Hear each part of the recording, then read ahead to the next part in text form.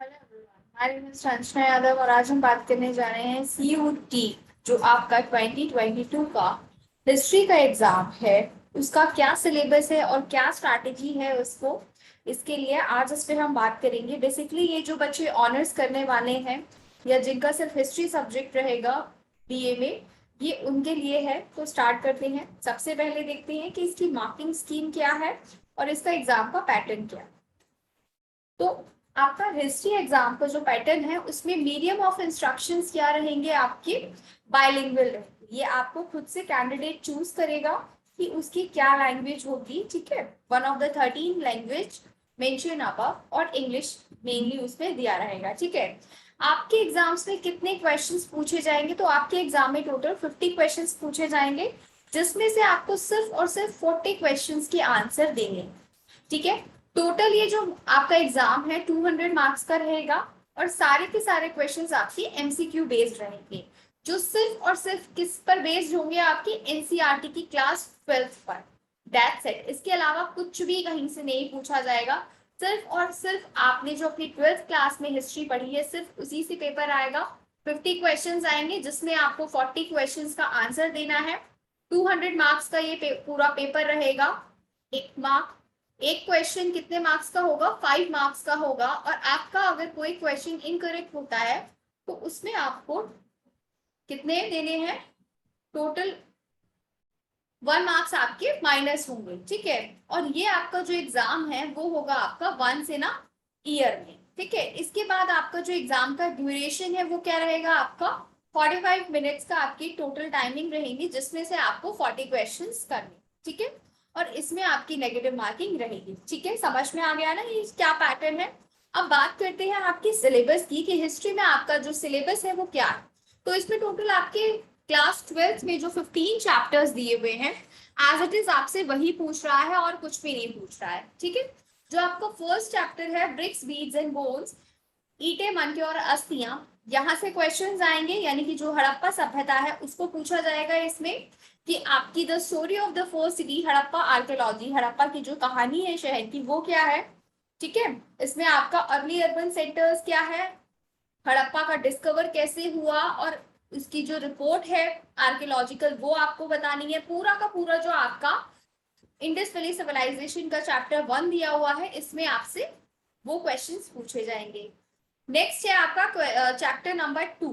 ठीक है, Kings farmer and towns, राजा किसान और नगर। तो बेसिकली ये क्या है आपका? इसमें आपके जो मौर्यन एम्पायर है और जो इंस्क्रिप्शन मिले थे आपके वो, और प्लस आपका जो 16 महाजनपदास है वो सारा का सारा इसमें आता है। ठीक है, तो मौर्य से लेकर के गुप्ता पीरियड तक का पूरा आपका पॉलिटिकल और इकोनॉमिकल जो हिस्ट्री पीरियड है वो, और आपकी जो इंस्क्रिप्शन अशोकास के पिलर्स मिले हैं उसके बारे में पूरा का पूरा अशोका के पिलर्स, और आपके गुप्ता पीरियड में जो आपकी भूमिदान दी गई थी, अनुदान मिले थे उनके, वो इस चैप्टर में दिया हुआ है, वहां से क्वेश्चंस आएंगे। और दूसरा आएगा आपका कि इतिहासकारों को शिलालेखों की व्याख्या करनी क्यों जरूरी थी और उससे क्या पता चलता है। ठीक है, तो ये यहाँ से आएगा। नेक्स्ट चैप्टर है किंगशिप कास्ट एंड क्लास, बंधुत्व जाति तथा वर्ग। ठीक है, जो आपकी अर्ली सोसाइटी 600 BC से 600 CE तक का दिया हुआ है। इसमें आपके जो पूरे के पूरे वैदिक टाइम पीरियड है, बौद्ध है, जैन है, ये सारा का सारा आपका स्पेशली जो महाभारत वगैरह का प्रकाशन हुआ है वैदिक पीरियड वो सारा का सारा इसमें आएगा। नेक्स्ट चैप्टर में आपका आता है थिंकर बिलीव्स एंड बिल्डर्स, विचारक, विश्वास और इमारतें क्या है। ठीक है, बौद्ध धर्म का जो मेन इतिहास यहाँ पे है वो देखा जाएगा। वैदिक धर्म, जैन धर्म, वैष्णव धर्म, शैववाद, जितने भी आपके धर्म आए थे इसके बारे में ये पूरा का पूरा चैप्टर में हमें पढ़ना है। और यहाँ से क्वेश्चन आएंगे, सांची के स्तूप से रिलेटेड क्वेश्चंस आएंगे और हमें सांची के स्तूप में जो जो मूर्तियां मिली हैं, सारी चीजें मिली हैं, उसके बारे में यहाँ पे देखेंगे। ठीक है,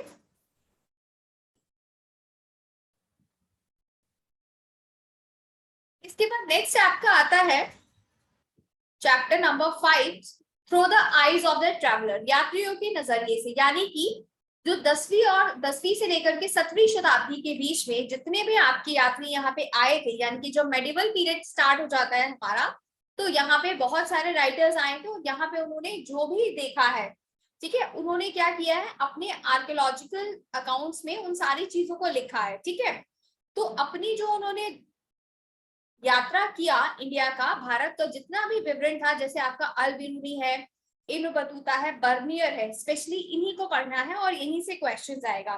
तो उन्होंने जो भी अपने इस ट्रेवलर अकाउंट में अपने इतिहास में ये सारी चीजें लिखी है इंडिया के बारे में, वो सारी चीजें पूछी जाएंगी। नेक्स्ट आपका आता है भक्ति सूफी ट्रेडिशन, ठीक है। तो भक्ति और सूफिज्म कैसे आपके 8वीं से 18वीं शताब्दी के बीच में फैला और इसने क्या इम्पैक्ट दिया आपका इस अवधि के पूरा टोटल टाइम पीरियड के दौरान, ठीक है। इनके क्या विचार थे और किसने इसको संरक्षित किया, ठीक है। और जो आपके इतिहासकार थे उन्होंने कैसे इनकी व्याख्या की कि भक्ति परंपरा क्या थी, इसके पीछे कौन कौन से थे, है ना। राम नामदेव था, फिर आपका ये रामानुज आ गए हैं, सूफिज्म में आ गए, चिश्ती सिलसिला, ये सारे आ गए, तो वो इसमें आप पढ़ेंगे। नेक्स्ट आपका आता है in the imperial capital Vijayanagara के बारे में। विजयनगर बहुत ही इंपॉर्टेंट है, जो आपका 14 टू 16 सेंचुरी के बीच में आया था। और इसमें स्पेशली हम किसके बारे में पढ़ेंगे, हम्पी। हम्पी जो है आपका अभी स्पेशल जो कैरेक्टर इसमें आता है ना, वो क्या आर्किटेक्चर आती है आपकी, हम्पी। तो इसमें कैसे विजयनगर के काल में नए भवनों, मंदिरों का, किले का, ये सारी की सारी जो भी वास्तुकला है, क्या क्या फोर्टिफाइड किया गया था, क्या बनवाया गया था, हम्पी को कैसे खोजा और हम्पी है क्या, ये सारी की सारी चीजें हम विजयनगर के बारे में इस चैप्टर में पढ़ेंगे। इसके बाद आपका क्वेश्चन नंबर चैप्टर नंबर 8 जो है पीजेंट्स, जमींदार और एंडर स्टेट, किसान, जमींदार और राज्य। मींस आपका एक राज्य है, उसका जो शासक है वो पूरा एम्पायर संभालता है और उसमें जो जमींदार लोग होते हैं उनको कुछ अधिकार दिए जाते हैं। तो उससे रिलेटेड है कि जो हमारी एग्रीकल्चर प्रधान सोसाइटी थी और मुगल साम्राज्य था, इन दोनों के बीच में कैसे कनेक्शन था और फिर ये लोग लोगों से कैसे बिहेव करते थे, कैसे कर वसूलते थे। तो 16वीं 17वीं शताब्दी में कृषि के संबंधों के बारे में आईनी अकबरी जो लिखी गई थी और उसका अनुवाद कैसे हुआ, क्या लिखा गया है, ये सारी की सारी चीजें हम इसमें पढ़ेंगे और यहाँ से क्वेश्चन आएगा। नेक्स्ट है फिर आपका चैप्टर 9 किंग्स एंड क्रॉनिकल्स, शासक और इतिवृत्ति के बारे में। इसमें आपका 16वीं से 17वीं शताब्दी का मुगल कोर्ट, ठीक है। अभी तो वैसे 9th क्लास से ये चैप्टर जो आपका ये चैप्टर 9 है, क्लास 12 की बुक से अब हटा दिया गया है कि ये नहीं आएगा, लेकिन आपके एग्जाम में यहाँ से क्वेश्चन आएंगे, तो इसको पढ़ना बहुत जरूरी है, ठीक है। कि आपके मुगल एम्परर में जितने भी रूलर्स थे उसके बारे में आपको इसमें बताना है, ठीक है। नेक्स्ट आपका आता है chapter number 10 colonialism and the countryside. Chapter में आपको उपनिवेशवाद और देहात के बारे में बताना है कि कैसे जमींदार, पीजेंट्स और आर्टिसंस के बीच में क्या कनेक्शन था, आपके बुकानन कहाँ से आया था, उसने 5th रिपोर्ट में क्या बताया। तो ये सारा का सारा जो है आपका आपको इसमें बताना है, ठीक है। जो आपकी हल और कुदाल की जो फाइट हुई थी, ये सारा का सारा उसमें है, ठीक है। नेक्स्ट चैप्टर 11 आ जाता है फिर विद्रोही राज, जो आपका फेमस रिवॉल्ट हुआ था 1857 का, वो सारा का सारा आपको इस चैप्टर में पढ़ना है और यहाँ से सारे क्वेश्चंस आएंगे। लखनऊ को फोकस करना है, पूरा 1857 का जो भी जितनी भी लड़ाइयां जहां जहां पे हुई थी, जिन्होंने विद्रोह किया था उनके बारे में सारा पढ़ना है और ब्रिटिश का क्या ओपिनियन था इसको भी देखना है इसके अंदर। फिर आपका आता है चैप्टर 12 में कॉलोनियल स्टेट्स, जो आपके नए औपनिवेशिक शहर स्थापित किए गए थे 18वीं से 19वीं शताब्दी में, ठीक है। जैसे मुंबई, चेन्नई और बाकी के सारे ये सारे इन्होंने क्या बनाए थे 18वीं सेंचुरी में, जितनी भी इन्होंने ब्रिटिशर्स ने अपनी छावनियां बनाई थी उसके बारे में पूरा का पूरा करना है और पुनर्निर्माण कैसे हुआ नए राज्यों का, ये भी। इसके बाद जब महात्मा गांधी आ जाते हैं और उनके द्वारा किए गए सारे के सारे नेशनल मूवमेंट, स्पेशली सवर्ण अवज्ञा आंदोलन और बाकी के जितने भी आपके 1980 से लेकर के 48 तक, जब तक आपका एट द इंडिपेंडेंस हमें जब तक नहीं मिल जाती तब तक के आपको पूरे के पूरे नेशनल मूवमेंट्स इसमें पढ़ने हैं, ठीक है। फिर आपका अंडरस्टैंडिंग द पार्टीशन, जब आपका पार्टीशन होता है ना, द स्टोरी ऑफ 1940s, वहां से लेकर के जितने आपके नेशनलिज्म है, कम्युनलिज्म है, उन्होंने जैसे पार्टीशन जो हुआ था उसमें क्या अपनी भूमिका निभाई, वो सारा।